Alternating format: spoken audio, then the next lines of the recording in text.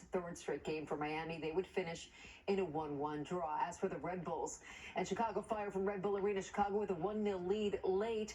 But what a moment in the 81st minute when 15-year-old Julian Hall entered the game. He's the second youngest player in MLS history to make an appearance. Yes, 15. Chicago did hold on for the win, though. And that's a look at sports. I'm Sam Ryan. Have a great day, everyone.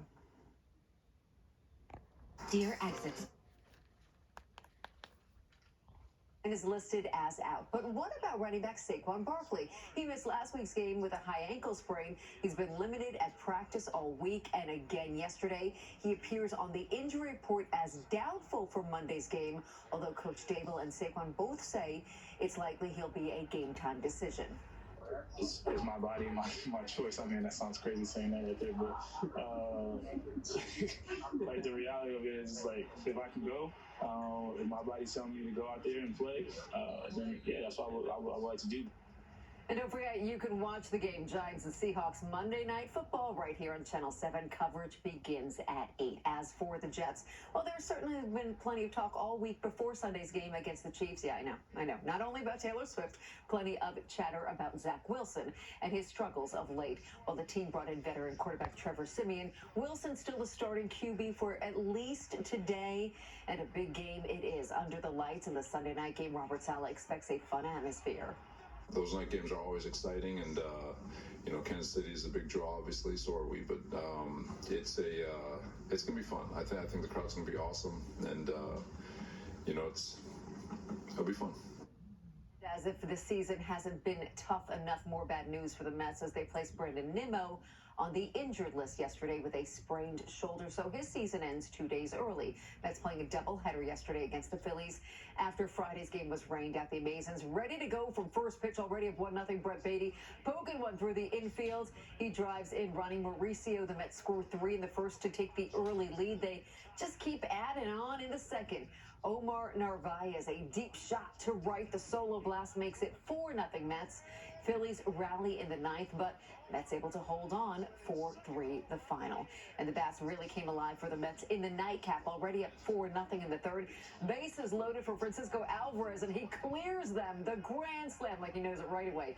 411 feet to left, his second home run of the night. The Mets double their lead 8-0 after the Phillies put up 4 in the fourth. The Mets answer right back. This time Francisco Lindor into the seats and left, a 2-run shot, giving the Amazons some cushion.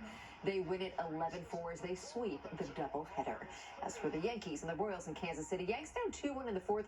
Runners on the corners for Everson Pereira and the rookie coming through right up the middle, and we are all tied at 2. And then in the sixth, 2 out, 2 strikes on Florio, and he drives in the go-ahead run. The Yankees score 3 in the inning. They beat the Royals 5-2, the final there.